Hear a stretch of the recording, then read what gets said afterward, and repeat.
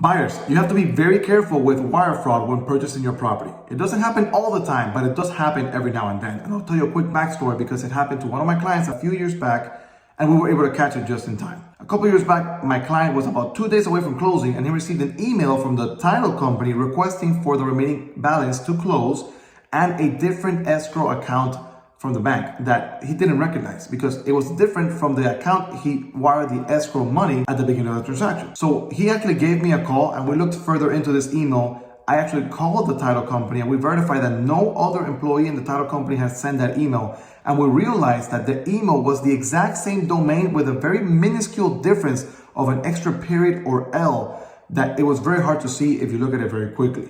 Luckily, we got this in time and he did not make that wire, so he was able to close.